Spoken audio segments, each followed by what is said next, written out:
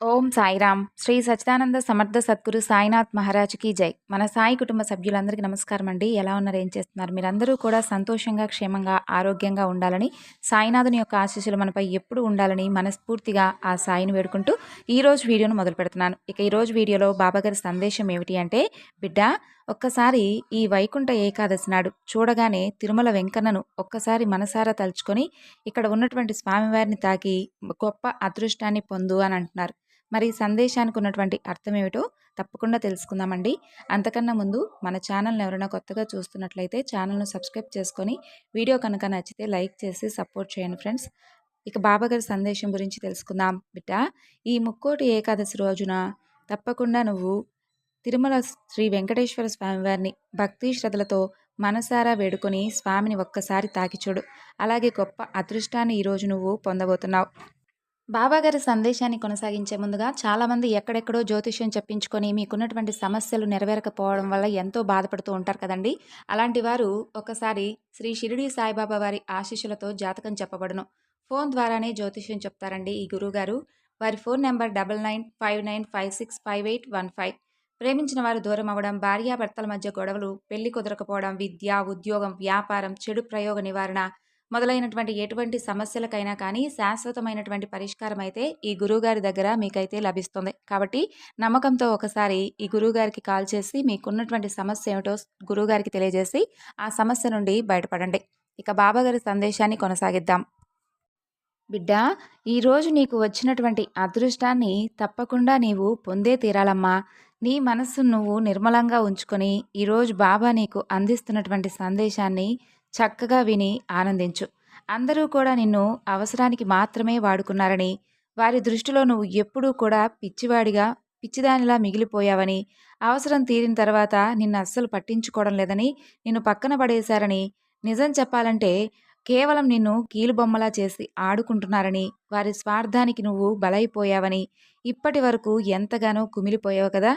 గతాన్ని నువ్వు ఎక్కువగా గుర్తుపెట్టుకుంటూ ఆ గతంలోనే మిగిలిపోతూ ప్రతి క్షణం నిన్నెవరైతే మోసం చేశారో, ఎవరైతే నిన్ను కేవలం అవసరానికి మాత్రమే వాడుకున్నారో వారందరికీ కూడా ఎలాగైనా సరే బుద్ధి చెప్పలేకపోతున్నానే, వారి ముందు నేను పిచ్చివాడిలా మిగిలిపోయానే, నన్ను అన్ని రకాలుగా అవసరానికి వాడుకొని నా గురించి అన్ని విషయాలు తెలుసుకొని, అలాగే నేను ఏ విషయంలో అయితే దేంట్లో అయితే విజయం సాధిస్తున్నానో, అలాగే ఏ పనిలో అయితే నేను చక్కగా మంచి విజయాన్ని సాధించబోతున్నానో, ఈ విషయాలన్నీ కూడా ముందే తెలుసుకొని నా నుండి వారు మంచి అవసరాన్ని పొంది నన్ను మాత్రం ఇలా విగత జీవిగా వదిలేశారని చాలా బాధపడుతూ ఉన్నావు కదా.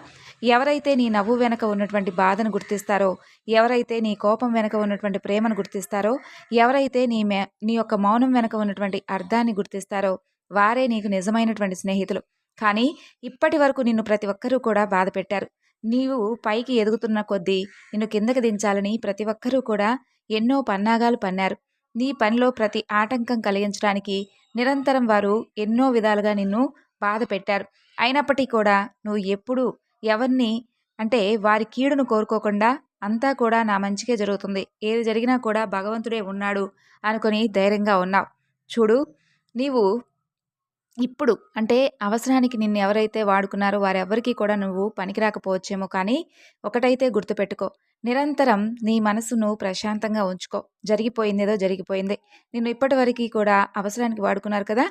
అలాగే నీ పనిలో ఆటంకాలను సృష్టించాలని, అలాగే నువ్వు ఎదుగుతుంటే ఓడ్చుకోలేక నిన్ను ఏదో ఒక విధంగా అనగదొక్కాలని ప్రతి ప్రయత్నం చేస్తూనే వచ్చారు. కానీ ఇప్పటి వరకు వారి ఆటలు సాగాయి. ఇక నుండి మాత్రం వారి ఆటలు సాగవు.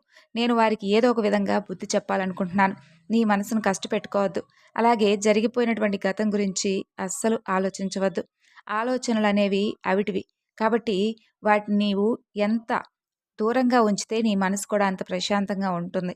గుర్తుంచుకో, నువ్వు ఎంతవరకైతే ఇంకొకరిని బాధ పెట్టలేదు అని అనుకుంటావో అంతవరకు నువ్వు మంచిగా నిర్మలంగా ఉన్నట్లే. ఎందుకంటే మన ద్వారా ఎవరైనా బాధపడ్డా లేదంటే మనం ఎవరినైనా బాధ పెట్టినా కానీ కాలం ఎప్పుడూ కూడా చూస్తూ ఉండదు. కాబట్టి నువ్వు ఇలా ఎప్పుడూ కూడా ఎవరి కీడును కోరుకోలేదు. అలాగే ఎవరిని కూడా మోసం చేయలేదు. అబద్ధం ఎప్పుడూ కూడా ఆడలేదు. ధర్మంగా నీ పని నువ్వు చేసుకుంటూ వెళ్ళావు. కానీ వారికి వారే నిన్ను చూసి ఓర్చుకోలేక నీ ప్రతి పనిలో ఆటంకాలు సృష్టిస్తూ, అడ్డంకులు తెస్తూ అన్నీ కూడా నిన్ను అన్ని విధాలుగా బాధ పెట్టాలని చూశారు.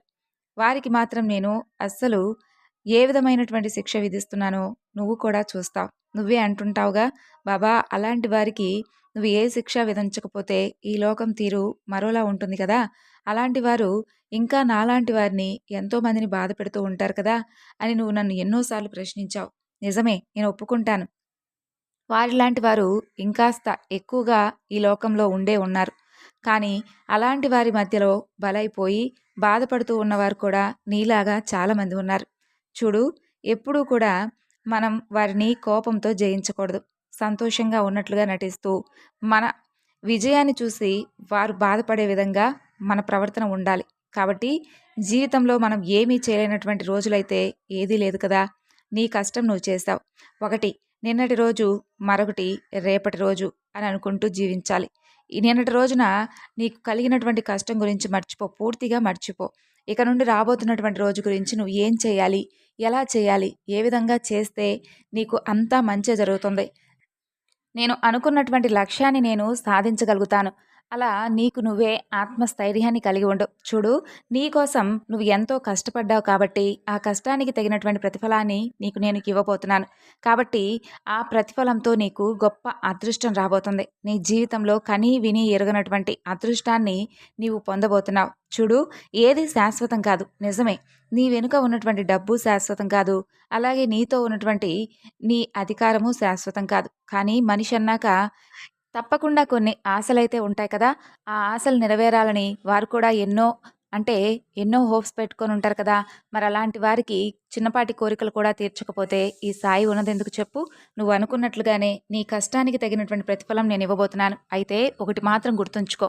నువ్వు ఏ పనినైనా ఎంచుకుంటే ఆ పనిలో నువ్వు విజయం సాధించేంత వరకు నువ్వు చేస్తున్నటువంటి పని గురించి కానీ, లేదంటే ఇంకేదైనా కానీ ఆ పనికి సంబంధించినటువంటి విషయాలు కానీ ఎవరితో కూడా చర్చించవద్దు. ఎందుకంటే అలా చర్చించడం వలన నీకు తెలియని వారు, అంటే నీ చుట్టూ ఉన్నవారు నిన్ను ఎలా మెచ్చుకుంటూ ఉంటారో, అలాగే నువ్వు ఎదుగుతూ ఉంటే నిన్ను చూసి ఓర్వలేని వారు కూడా అలాగే ఉంటారు. ఇప్పుడు చూసావు కదా, నిన్ను ఏ విధంగా మోసం చేశారో, ఏ విధంగా అవసరానికి వాడుకున్నారో. కాబట్టి అలాంటి వారు ఎప్పుడూ కూడా నీ చుట్టూ ఉంటూనే ఉంటారు. అలాంటి వారిని గుర్తుంచుకొని జాగ్రత్తగా నీకు సంబంధించినటువంటి ఏ పర్సనల్ విషయాలు కూడా ఎవరితో షేర్ చేసుకోవద్దు. నీ మనసు నువ్వు జాగ్రత్తగా కాపాడుకుంటూ నీలో ఉన్నటువంటి జ్ఞానాన్ని మరెవరికీ కూడా పంచకుండా, అంటే సాటి వారికి, ఉపయోగపడే వారికి తప్పకుండా నీ జ్ఞానాన్ని అందించు. కానీ ఎవరైతే నిన్ను దెబ్బతీయాలనుకొని నిన్ను కిందకి దించేటటువంటి ప్రయత్నాలు చేస్తూ ఉంటారు చూడు, అలాంటి వారికి మాత్రం ఎలాంటి అవకాశాన్ని నువ్వు కల్పించవద్దు. కాబట్టి నువ్వు జాగ్రత్తగా నీ పని నువ్వు చేసుకుంటూ వెళ్ళు. మిగతా జగన్నాటకం అంతా కూడా భగవంతుడైనటువంటి ఆ తిరుమల తిరుపతి వెంకన్నను మనసారా వేడుకొని నీ మనసులో ఉన్నటువంటి సంకల్పం నెరవేరాలని ఈ ముక్కోటి ఏకాదశి నాడు ఆ స్వామిని ఒక్కసారి మనసారా తలుచుకొని నీ మనసులో ఉన్నటువంటి కష్టమంతా కూడా ఆ స్వామికి చెప్పి, తప్పకుండా ఆ కష్టం నుండి నన్ను బయటపడవేసేలాగా చేయి స్వామి, తిరుపతి మెట్లు ఎక్కి నీకు ఒక్కసారి నిన్ను దర్శనం చేసుకొని నా మనసులో ఉన్నటువంటి కోరిక నెరవేరితే తప్పకుండా నేను అనుకున్నది నెరవేరుస్తానని చెప్పి స్వామికి ప్రమాణం చేసి చెప్పు. ఈ ఏకాదశి ముగిసేలోపు తప్పకుండా నీ పనిలో ఒక మంచి మార్పు అయితే కలుగుతుంది. తద్వారా నీకు గొప్ప అదృష్టం కూడా తలుపు తడుతుంది. చూడు, కొన్ని మాటలు ఎలా ఉంటాయి అంటే, నిజంగా మనం ఎంతో బాధలో ఉన్నప్పుడు, ఆ బాధలో ఉన్నప్పుడు మనకంటూ ఎవరైనా ధైర్యాన్ని ఇచ్చేటటువంటి మాటలు చెబితే బాగుండు, మన మనసును కాస్త కరిగించే విధంగా మనకెవరైనా కానీ మంచి సపోర్ట్ ఇస్తే బాగుండు అని కొంతమంది నిరాశలో ఉన్నవారు ఎదురు చూస్తూ ఉంటారు. అలాంటి వారికి ఈ మాటలు ఒక మంచి ఆనందకరంగా ఉండాలి అని, ఇటువంటి సందేశాలతో మీ మనసు నిర్మలంగా ఉంటుందని ఒక చిన్నపాటి ఆశ. మరి ఈరోజు ఈ సందేశం మీ అందరికీ నచ్చిందనుకుంటున్నాను. నచ్చితే తప్పకుండా మరికొంతమందికి షేర్ చేయండి.